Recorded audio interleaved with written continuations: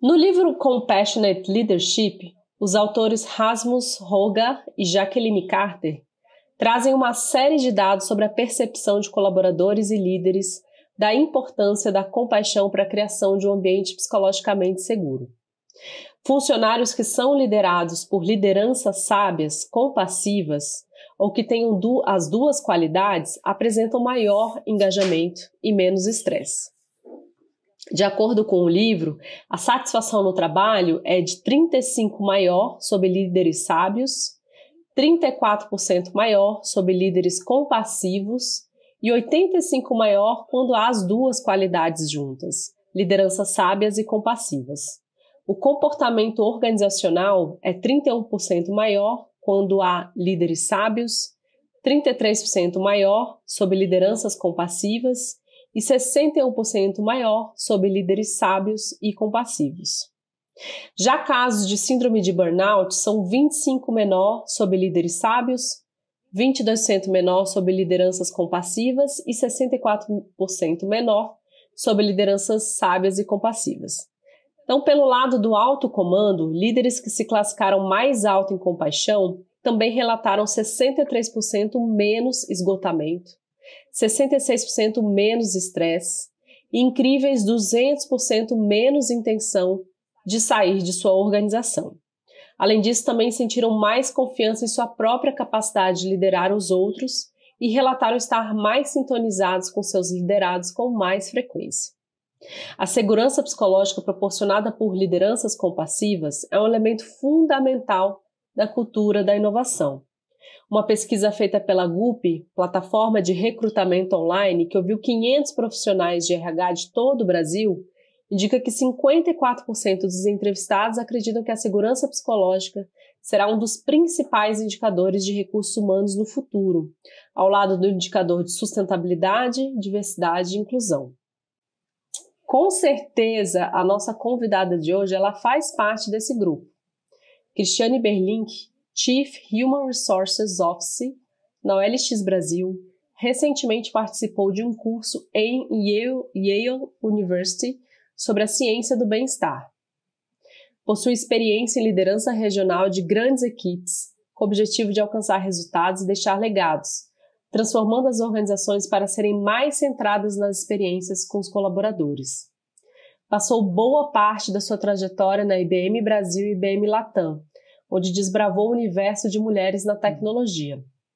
Nos últimos 5 anos, a participação feminina nas áreas de tecnologia até que cresceu, cerca de 60%, segundo dados do Cadastro Geral de Empregados e Desempregados. Mas ainda assim, elas representam apenas 20% dos profissionais de tecnologia do país. Conta que um dos motivos que a fez aceitar o novo desafio profissional foi o fato que metade do time executivo sênior da OLX é composto por mulheres, além de outras ações e programas desenvolvidos internamente que abranjam diversidade, inclusão e saúde mental.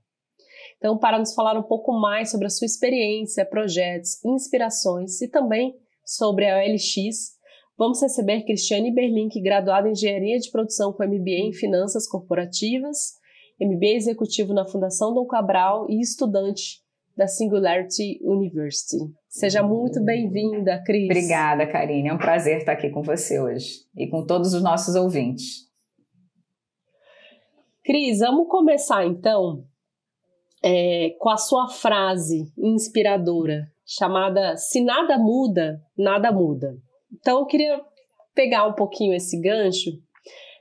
Se você tivesse que optar aí por uma única mudança que realmente pudesse fazer a diferença, qual seria? Essa pergunta é boa, né? E eu uso muito essa frase porque eu acho que a gente está vivendo um momento de mundo que a humanidade nunca experimentou, né? Com uma velocidade de mudança que a gente realmente não está acostumado. Então, a tecnologia tem imprimido um ritmo acelerado, realmente acelerado de transformações, né? E existem até muitas pesquisas que reforçam, né, que as pessoas estão esgotadas, cansadas com tantas mudanças, porque o nosso modelo mental ele não foi formatado para aceitar tanta mudança ao mesmo tempo, né? A gente gosta de ficar na zona de conforto no sentido do que é conhecido, né? Na zona de conforto não do que é fácil, mas do que é conhecido, né? E toda mudança gera um desconforto porque esbrava o desconhecido. E a velocidade está muito grande, a intensidade está muito grande, a gente fica obsoleto muito mais rápido, né, no mercado de trabalho. Tudo isso gera efetivamente estresse, tensão, ansiedade. Então, na minha opinião, Karine, a grande mudança não é de fora para dentro, né? É de dentro para fora. Porque de fora para dentro a gente não tem muito mais controle, a gente não sabe mais qual é o ritmo que as coisas efetivamente vão acontecer no mundo e o que mais vai acontecer, né? A gente viveu o tema da pandemia, que não tem nada a ver com a tecnologia, né? Coloquei como um item que realmente traz muita aceleração para todos nós, mas é um fato que a humanidade que hoje está presente, acho que nunca experimentou, né? Então, eu acredito que a grande mudança é a mudança de dentro para fora. É o ser humano ter uma autoconsciência maior sobre aquilo que ele pode, sim, mudar, o que ele pode sim trabalhar, o que ele pode sim se conhecer, o impacto que ele tem dentro desse ambiente, dentro do todo. E se a gente for capaz de ter esse entendimento de uma maneira mais tranquila, as mudanças de fora para dentro não vão ser tão sofridas e tão intensas. Então, para mim, a grande mudança é essa. É a gente ser capaz de se enxergar, se conhecer e poder viver tudo isso de uma maneira mais plena do que a humanidade tem vivido. Tem um livro que eu gosto muito do Thich Nhat Hanh, que é sobre silêncio, né? O Thich Nhat Hanh, ele é um budista, foi um ativista, né? Recentemente ele faleceu, da paz e voltado para direitos humanos, e ele fala que o nosso grande desafio é a gente ficar bem com o nosso silêncio, né? Porque justamente as pessoas se incomodam quando ficam só entre elas, né? Tem recentemente, eu não sei se você chegou a ver uma pesquisa, né, que saiu, uma pesquisa acho que foi feita com mais de 500 pessoas, num experimento numa sala, onde você ficava 15 minutos, você não podia fazer nada, mas tinha um choquezinho, né, tinha um equipamentozinho ali que você dava choque. E aí nesses 15 minutos, olha que curioso, as pessoas não tinham que fazer nada, elas ficavam naquela sala. E aí teve uma proporção maior, né, de pessoas, homens, se dando choque, mais quando comparado com mulheres. Por que eu estou trazendo isso? Justamente a pessoa poderia usar aquele tempo para refletir sobre a vida, para pensar em si, né? Mas não, ela precisava estar fazendo alguma coisa, estar em alguma coisa, atividade, porque o medo de ficar com ela era tão grande, né? E eu acho que esse é um desafio na nossa humanidade. O que você pensa sobre isso? Eu concordo. A gente vive numa sociedade da performance, né? Tudo é muito performático. Desde as suas relações, né, até o modo como você se apresenta no mundo, né? Independente, inclusive, da classe social, e eu acho que as redes sociais potencializaram muito isso, né? Então, às vezes, coisas simples, né? Até fora do ambiente de trabalho, isso não tem muito a ver só com o ambiente de trabalho, né? Mas assim, a quantidade de likes que um ganha, que o outro ganha, né? Comentários, engajamento, eu tô ali, eu não tô ali, eu tô naquele meio, eu não tô naquele meio. Então é tudo muito performático e eu acho que isso, de alguma forma, traz também uma ansiedade, né? Que se a gente não tiver consciência, pode ser muito prejudicial, né, para cada um de nós, né? Até nesse curso de Yale que eu fiz, se coloca como é prejudicial a comparação que a gente faz com outras pessoas, né? A gente se compara muito, o ser humano se compara muito, né? E as redes sociais acabaram potencializando isso e fazendo com que você se compare não mais só no seu núcleo, no seu bairro e naquela comunidade que você vive, mas num entorno muito maior, né? E se você não tiver essa consciência, esse olhar para dentro, né? E essa tranquilidade, você acaba criando sombras na sua vida que não vão te trazer benefício algum, né? Algum. Então, eu acredito muito nisso, e a gente também vive numa performática e produtiva, né? E a produtividade para o mal, né? Você tem que estar sempre fazendo muitas coisas e não necessariamente aquelas coisas que trazem o valor real, né, para a sua vida ou para a comunidade que você atende ou para a empresa que você trabalha. Mas o tempo todo está engajada em vários temas que não geram o valor real, né? Então, eu penso muito sobre isso, eu concordo. Nossa, ouvindo você, me lembrei de uma frase de uma professora que ela fala justamente isso, né? Que muitas vezes, para a gente não olhar o que a gente precisa olhar, a gente imita os gatos, né? Como os gatos têm a caixinha de areia, fazem cocô na caixa de areia, coloca, né? Põe areia em cima do cocô, como se estivesse sumiu, o cocô, né? só sumir ali, né? De algum lugar. Não, ele tá lá, né? Mas a gente acha que a gente tá conseguindo lidar com aquilo, mas na verdade está ali, né? Então, eu queria trazer essa experiência sua que você falou de Yale, do curso que você fez, né? Como cultivar a felicidade e o bem-estar. Eu queria que você pudesse trazer aqui dicas, né? Como que a gente faz esse cultivo, esse florescimento humano? Legal. Dicas simples, talvez, assim, para a gente implantar no dia a dia. Eu vou trazer algumas, até fiz alguns posts sobre isso, contando algumas dicas simples, né?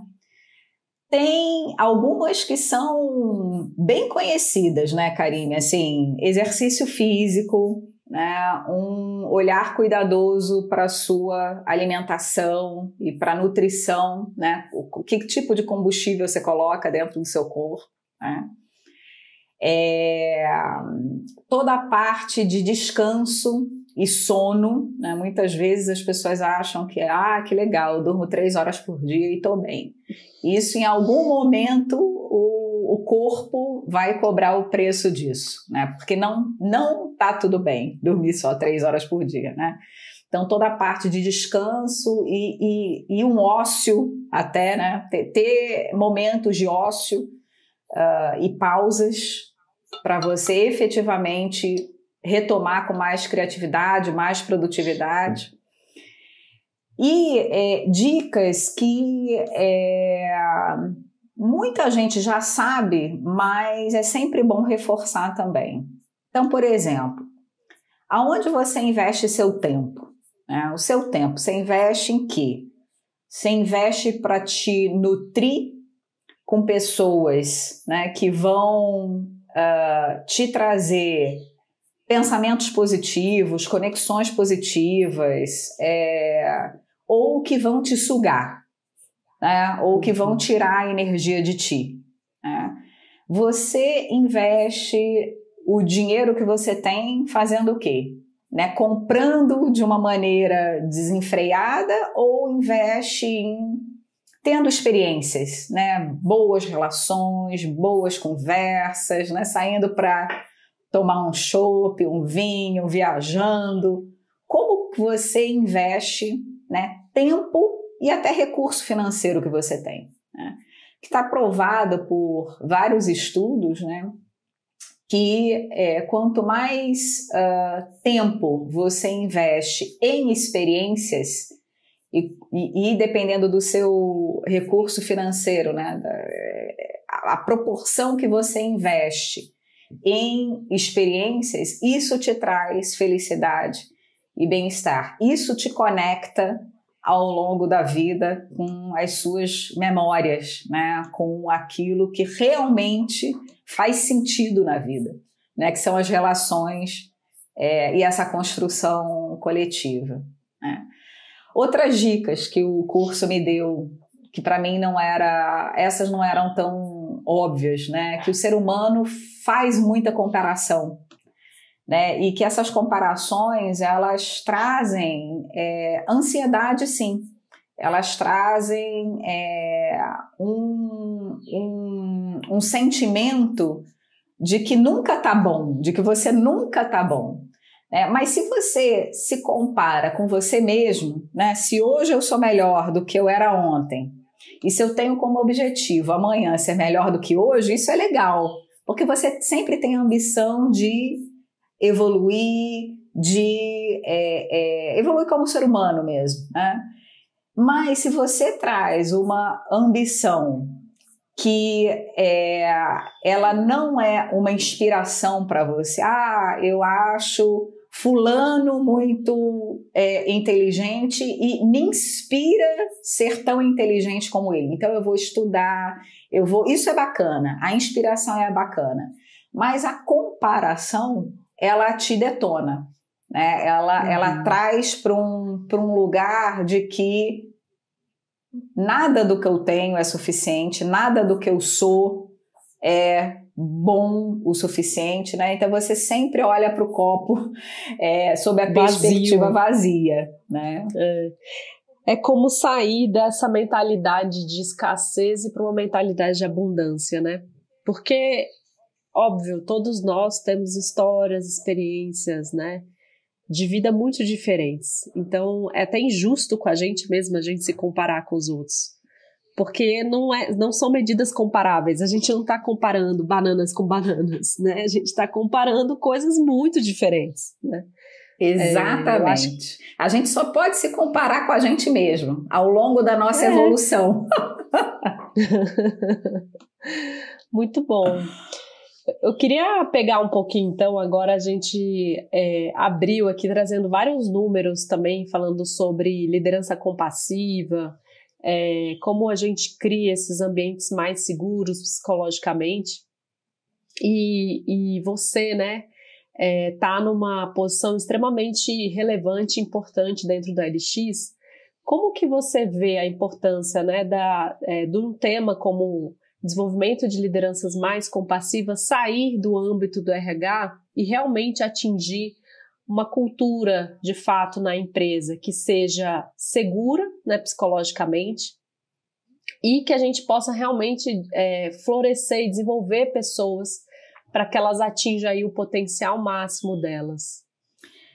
Para mim, o tema de liderança talvez, junto com o tema de diversidade e inclusão, um dos mais importantes, né? Porque é através da liderança que as pessoas experimentam o ambiente de trabalho, que elas experimentam alcançar o máximo de seu potencial, que elas experimentam inovar, que elas experimentam evoluir, que elas experimentam realmente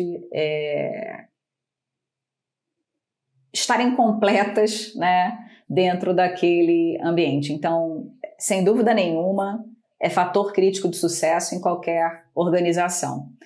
A liderança compassiva, o que é? É uma liderança humana. E a liderança humana, ela não é que ela tem que deixar de ser firme, muito pelo contrário, né? A liderança humana e compassiva, ela pode ser firme, né? Mas ela deve ter um olhar individualizado para cada uma das pessoas que trabalham conosco, né? Afinal, as pessoas são diferentes, cada um de nós tem motivações diferentes, medos diferentes, expectativas diferentes, contextos diferentes, histórias diferentes, não começamos do mesmo lugar, não viemos com as mesmas lentes. Então, o líder que é capaz de entender isso e potencializar cada um dos indivíduos que trabalham na equipe para trazerem o melhor de si, é um líder que efetivamente traz mais resultado, sem dúvida nenhuma, e tem muitos estudos, você começou com um deles aí, referenciando isso. Agora, como fazer, né? Essa é a dúvida. Pergunta de $1 milhão, né? de dólares, né? Como fazer? Eu acho que muita desses comportamentos, né, são comportamentos que a gente ensina e que a gente gera a consciência. Tá? Então, eu acho que através de treinamentos, workshops, conversas, né, para que a gente possa ir criando essa liderança, né, que rema para esse lugar, né? É claro também que eu não posso aqui deixar de falar que eu não posso querer uma liderança compassiva e humana se eu estou numa estrutura organizacional que ainda reflete traços que não convergem com essa liderança, né? Então, obviamente que a cultura da empresa tem que convergir para isso, né? Então, uma organização que seja comando e controle, que todos os artefatos culturais estejam para punir, né? Que estejam no controle do indivíduo e não em potencializar cada um de nós enquanto profissionais. Aí realmente fica complicado. Então, essas duas equações, eu acho que elas têm que estar muito conectadas, porque senão, por mais treinamento, a liderança, por melhor que ela seja, se ela não tiver um ambiente que respalde isso, não que evolui. Permita ela cultivar isso nos outros e nela mesma. Exato. Né? Eu queria trazer uma reflexão aqui e eu queria muito ouvir de você. A gente trouxe uma psiquiatra aqui, a Maria Francisca, e ela faz muitos trabalhos, né, dentro de empresas, e ela estava falando sobre saúde mental, né? E ela disse que é muito comum, às vezes, vir estagiários, liderados, né, pessoas comentarem, né, olha, eu tô tomando remédio, tô em depressão, tô com sintomas que poderia ser o burnout, mas que raramente os líderes reconhecem isso neles. E mais do que isso, não só o reconhecimento, mas o comunicar, né? Ou seja, falar sobre vulnerabilidade, né? Sobre as suas questões. Eu queria ouvir isso um pouco de você. Por que você entende que é tão difícil as lideranças hoje, elas mostrarem também que elas adoecem, né, que elas também têm dificuldades, né, em diversos níveis de relacionamentos? Queria ouvir um pouco de você, se essa tem sido a sua experiência, não necessariamente no OLX, mas em outros ambientes também. Você tem tido contato com lideranças que comunicam aquilo de verdade que estão sentindo e que levam isso como uma habilidade para inspirar outras pessoas também a falarem sobre questões, às vezes, que são sensíveis? É uma excelente pergunta, Karime. Eu acho que a gente já tem visto mais lideranças que se apresentam vulneráveis, né, e que têm abertura para falar de si, muito mais do que no passado. E por que, né, é tão difícil? Eu acho que é uma construção histórica aí, né, uma construção histórica do papel do líder. O líder era visto muito como herói, né?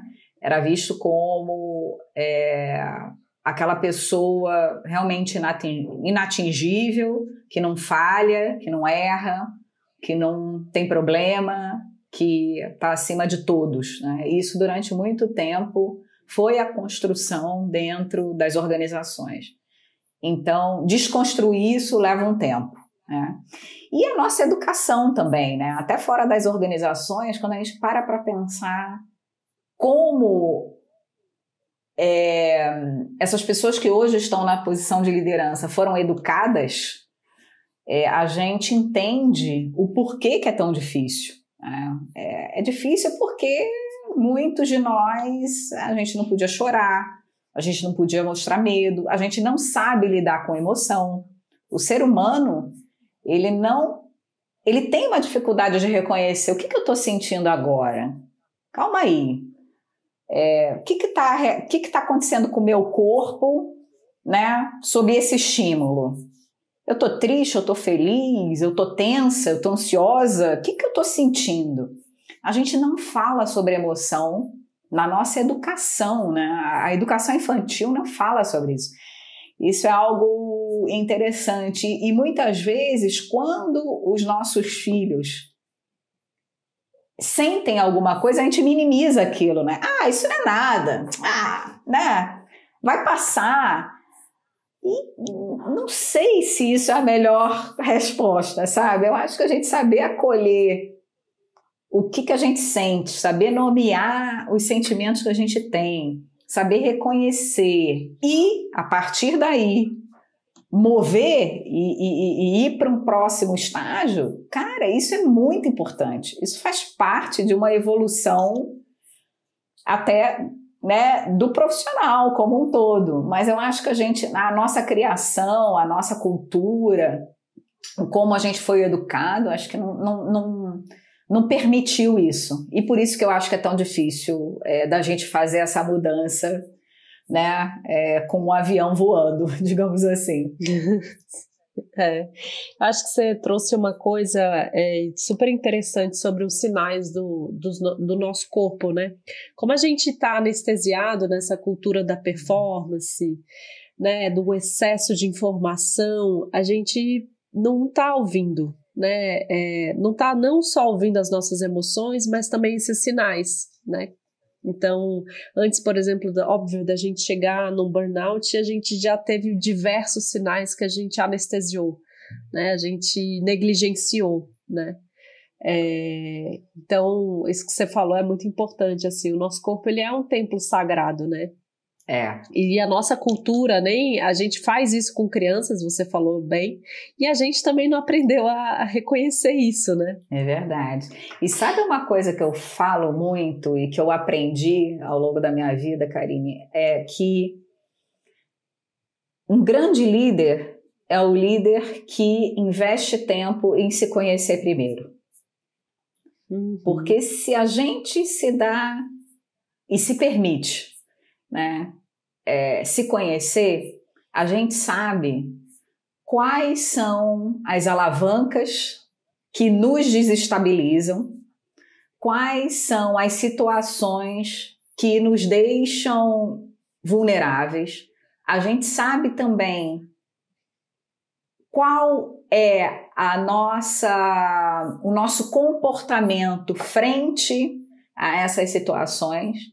E se a gente tem a consciência, a gente evita fazer para não prejudicar o outro, não prejudicar o time. E quando você não tem a consciência, às vezes a sua intenção é uma, mas a sua ação acaba sendo outra, completamente diferente, e aí é onde dá ruim. Geralmente é onde dá ruim quando você está liderando a equipe. Queria pegar esse gancho, né, que você falou, né, sobre essa consciência emocional, né? Eu acho que, primeiro, que a nossa cultura, a nossa sociedade, e aí, principalmente a ocidental, né, falando, a gente não foi alfabetizados, né, emocionalmente, né? A gente não teve essa literatura emocional, a gente vai aprendendo aos trancos e barrancos, né?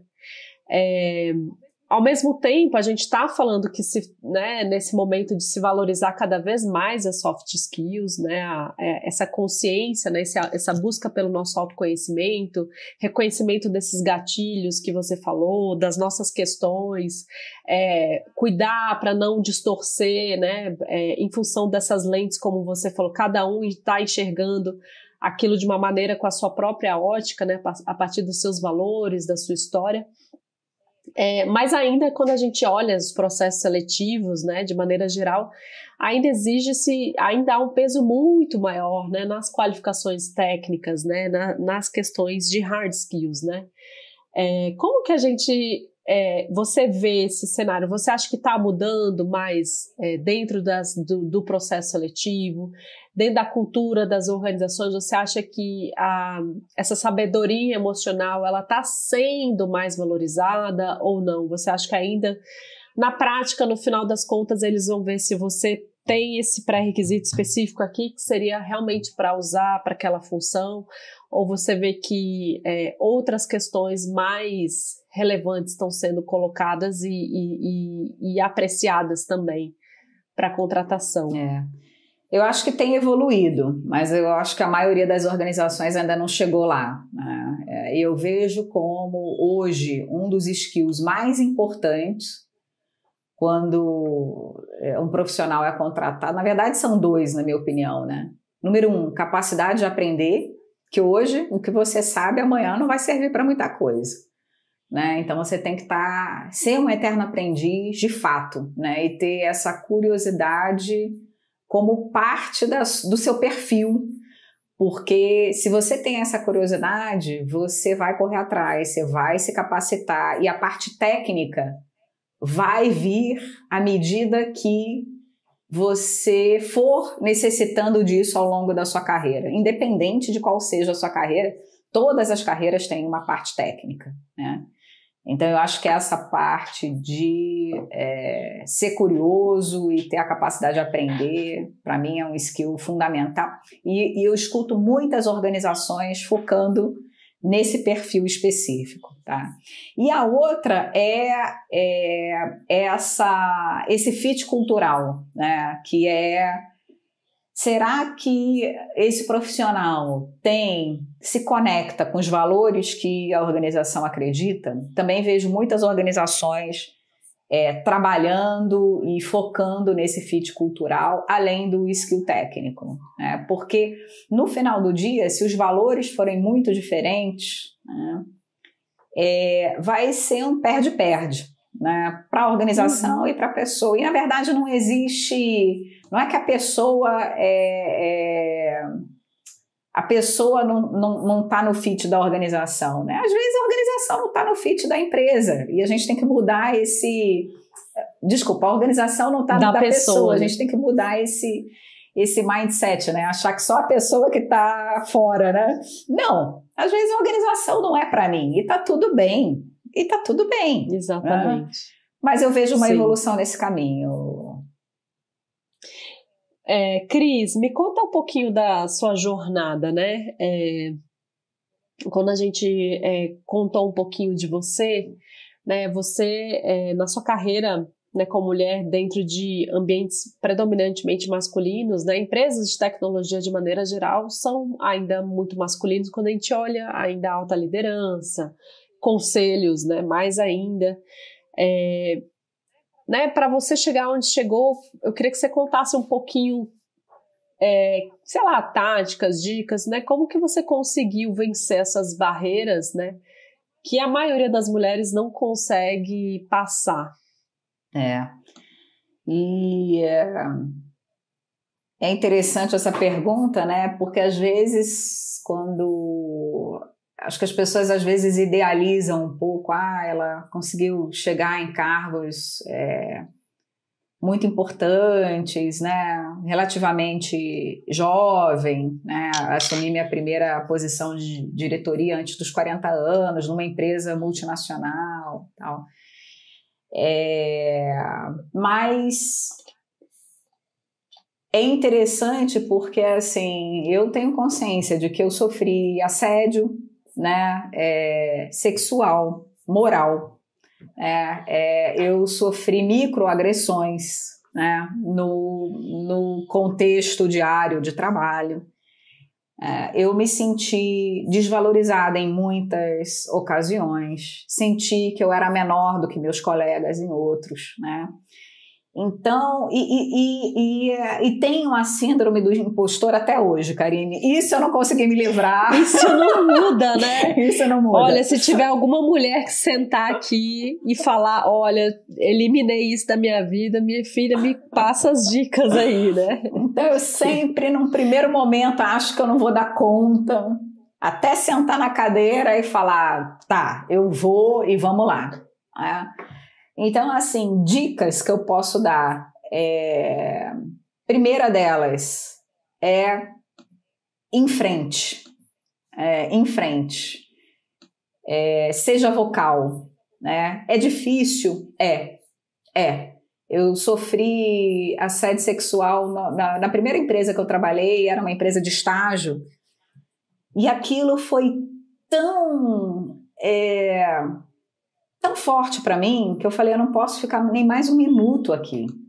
Eu tenho que conversar com a diretora de RH e eu vou sair daqui, não tenho como ficar aqui. Né?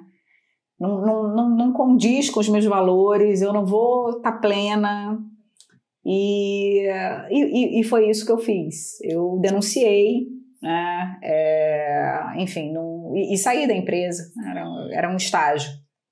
E saí da empresa. Então, eu acho que a gente tem uma voz importante, e se não for pela gente, que seja pelas outras mulheres que vão vir com a gente.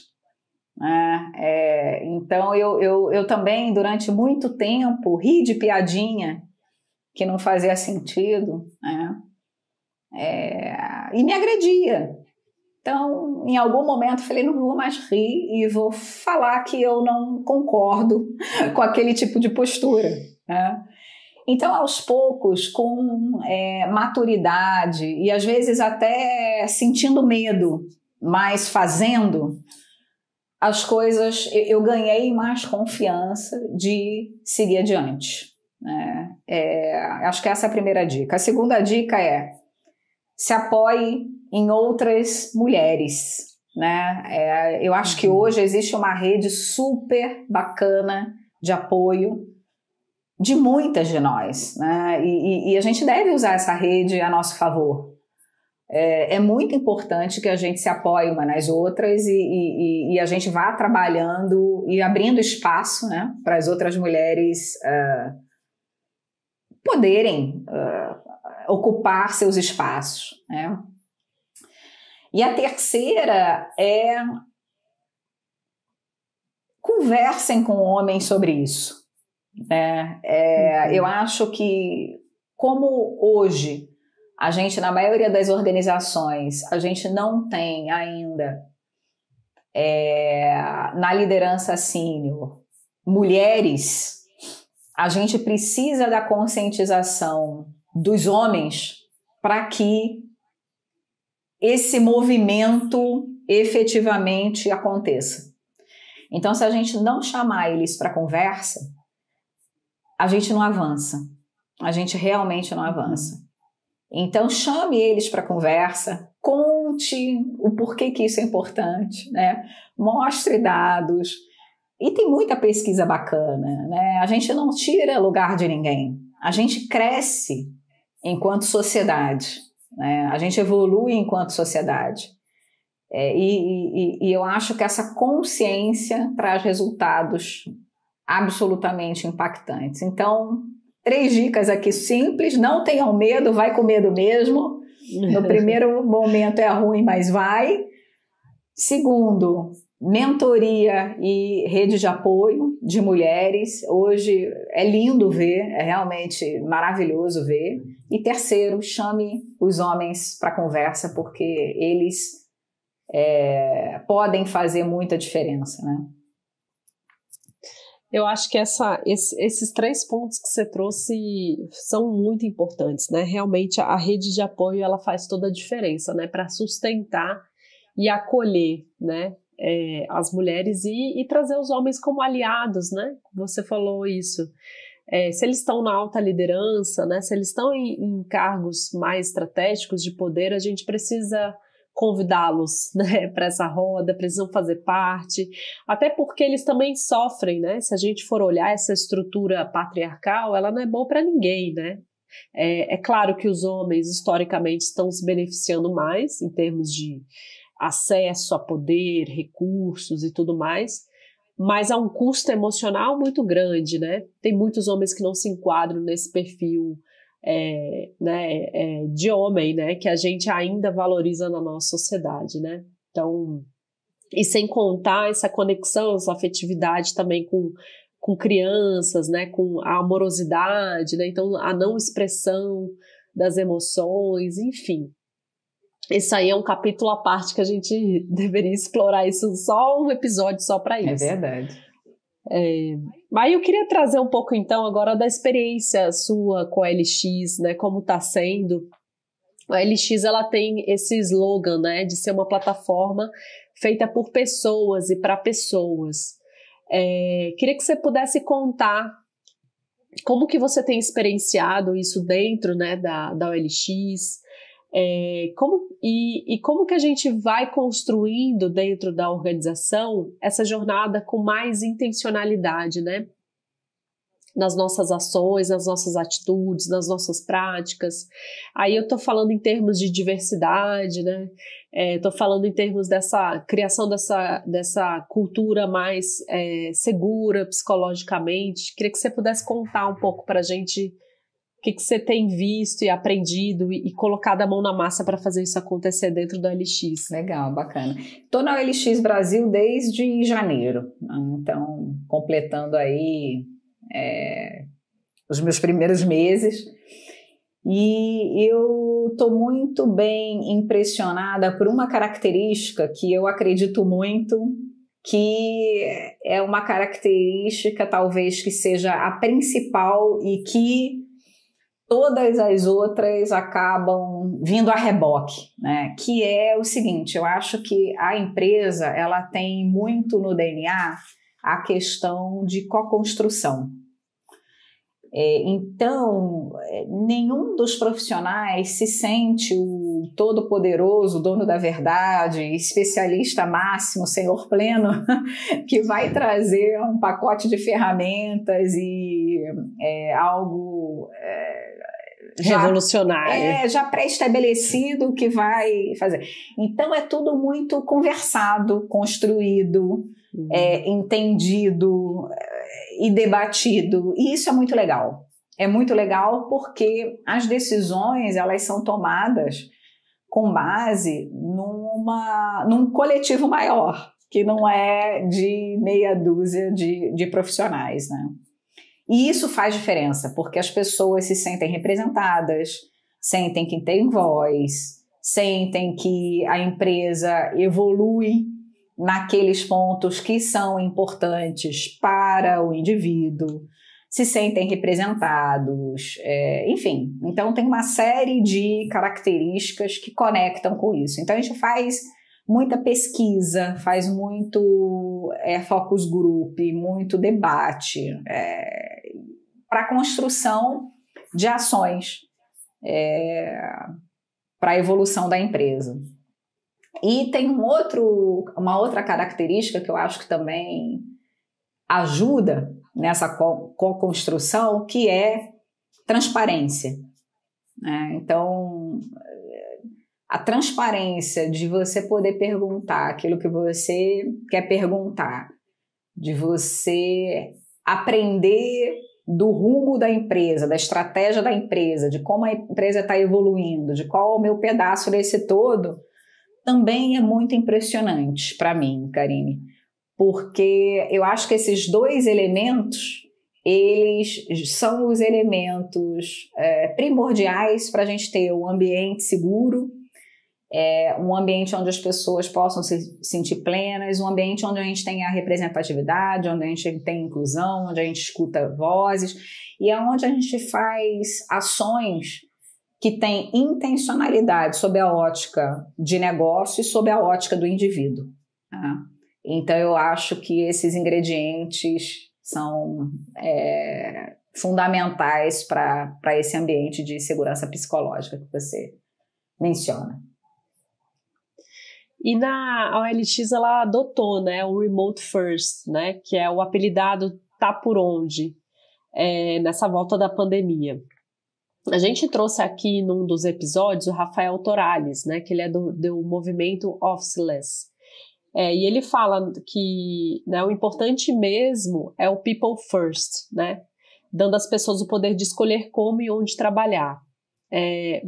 Como que queria que você trouxesse um pouco dessa experiência, né, da OLX, mas também como que você acha que as empresas em geral estão lidando com isso? Você acha que as empresas brasileiras, elas já estão mais preparadas para esse remote first? Lembrando que é diferente, uma coisa é trabalho remoto, outra coisa é home office, né, onde as pessoas foram também forçadas a mudar, rever todas as suas estruturas para uma situação de pandemia.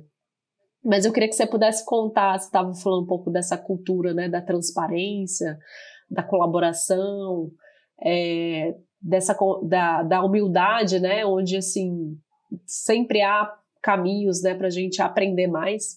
Como que você vê isso dentro do OLX e dentro das outras empresas, essa cultura do people first?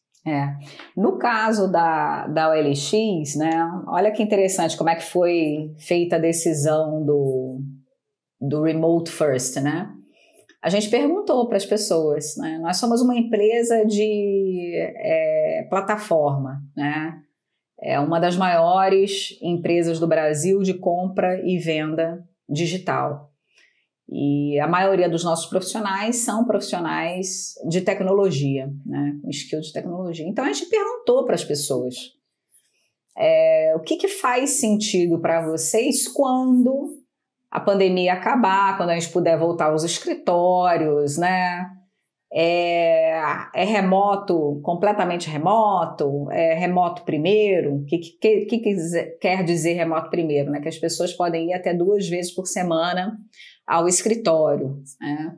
Ou é presencial, 100% presencial, ou é um trabalho mais híbrido, 3 vezes na semana e 2 vezes em casa. Enfim, a gente perguntou. E na primeira pesquisa, a gente obteve mais de 90% das pessoas que responderam, e foi significativa a nossa amostra, dizendo que queria remoto primeiro, né?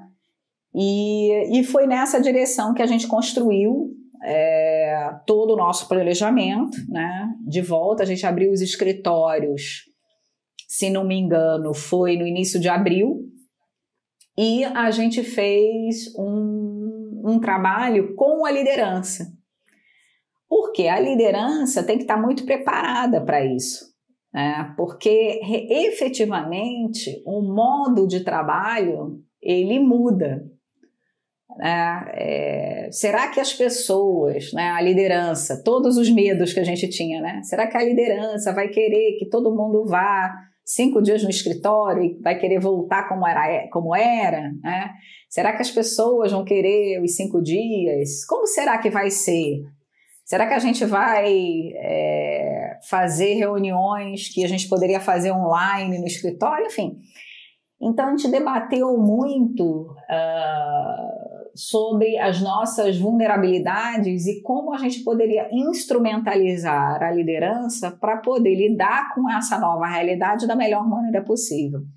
E aí fizemos toda essa capacitação e agora a gente está medindo a reação das pessoas, né? Será que a gente Está indo bem, não está indo bem? A liderança está sendo inclusiva com aquelas pessoas que estão, não sei, lá no Nordeste, no Sul do país, porque agora a gente está contratando em todo o Brasil, olha que maravilha, né? A gente está contratando em todo o Brasil, então efetivamente a gente não tem as pessoas só no eixo Rio e São Paulo, né? E será que a liderança está sendo capaz de fazer? E olha, foi maravilhoso, porque as primeiras pesquisas têm mostrado para a gente que não só todas as nossas pessoas estão ainda mais aderentes, né, e conectadas ao Remote First, como a liderança tem sido empática, compassiva, humana e preocupada em incluir todas as pessoas do time, independente de onde elas estão, né? Então, isso tem sido construído. Agora, tem um aspecto, Karine, que eu ainda me preocupo muito, que eu ainda não sei a consequência de tudo isso. A gente tem falado disso na OLX Brasil, que todo esse overload digital que a gente tem, né?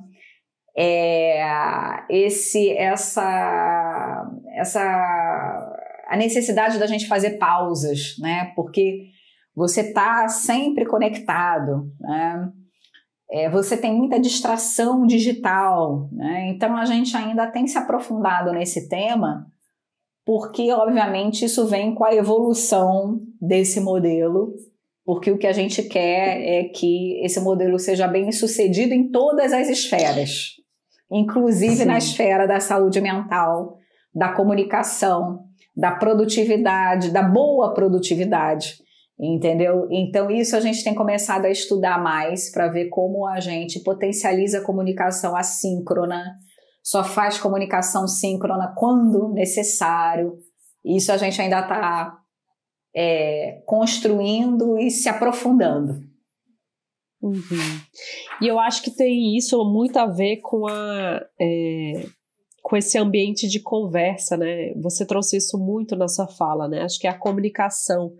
Então, quando você cria esse ambiente onde as pessoas podem falar, olha, isso aqui não está funcionando para mim, olha, eu acho que você já tem assim, um passo muito largo. Porque os ajustes sempre vão acontecer, né? Óbvio. Principalmente com foi uma mudança drástica, né? Que a gente passou, né?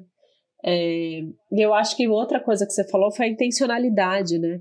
Então, quando você tem uma intencionalidade que é colocada, que no ambiente remoto é intencional, né? Então, intencionalmente, eu vou trazer pessoas que costumam não falar tanto, talvez se fosse num ambiente mais informal, pessoalmente, pessoas que falam menos, em algum momento vão falar, mas ali você vai ter que criar intervenções para que essas pessoas elas se sintam incluídas e pertencentes. Então, isso é muito legal ouvir de você.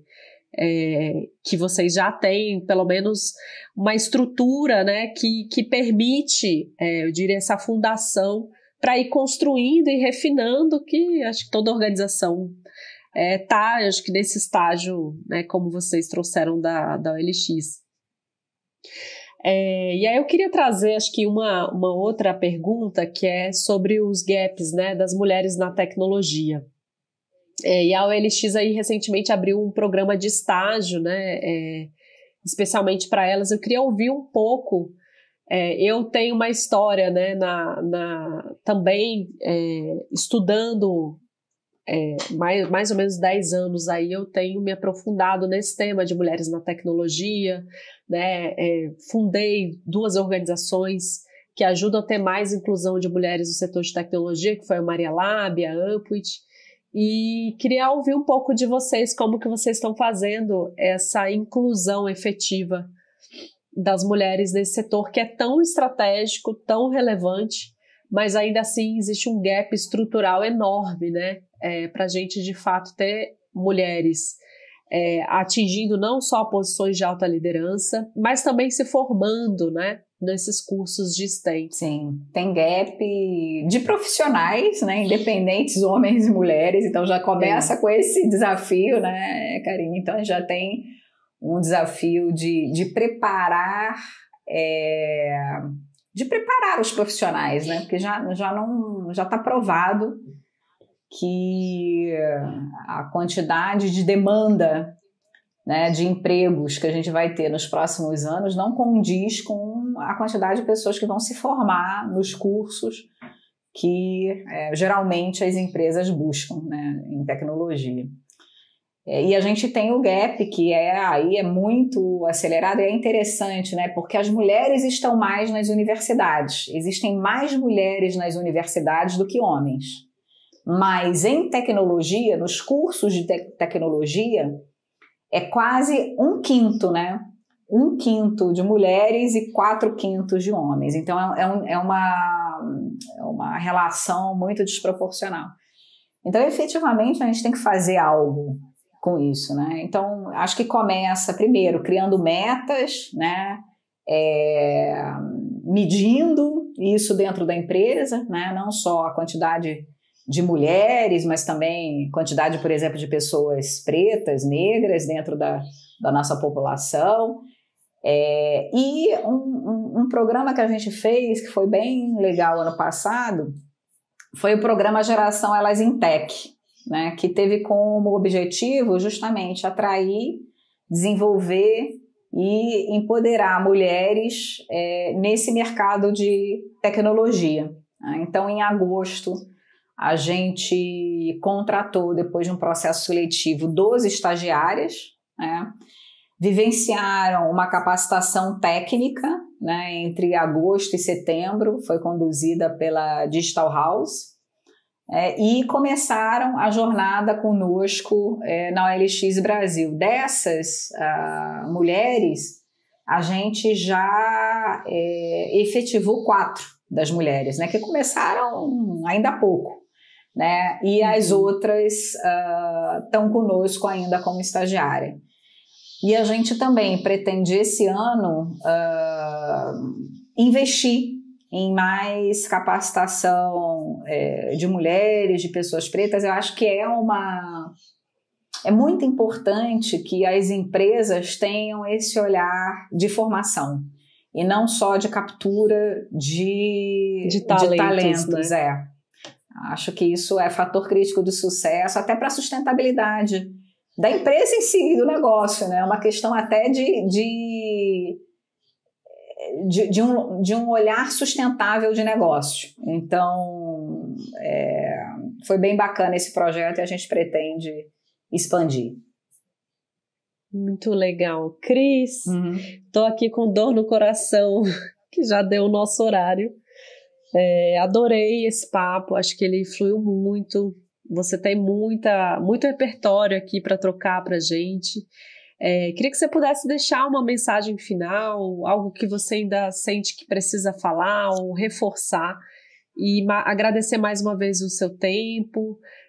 Vou acompanhar o trabalho aí da OLX mais de perto. A gente ano passado a gente fez uma ação no Dia das Mulheres com vocês, então volta e meia temos conversado com o pessoal da área de diversidade, então é muito legal poder receber vocês aqui também no nosso podcast. Muito bom, obrigada, Karine, também adorei o papo, sempre gostoso a gente trocar ideias, um prazer estar dividindo aqui um pouco da nossa história, da OLX Brasil, da minha história como mulher, e minha mensagem final aqui é a minha frase, né? Se nada muda, nada muda. Então, a mudança está na gente, né? Porque o mundo vai mudar, a gente quer queira ou não, a velocidade é acelerada, a gente precisa estar mais preparado para as mudanças, para a gente ser resiliente, ter o coração mais calmo, né? E realmente fazer com que essas mudanças sejam oportunidade, não só para a gente, mas para a nossa comunidade, para o mundo que a gente vive. Então, essa é a minha mensagem final. Obrigada pelo convite. Muito obrigada.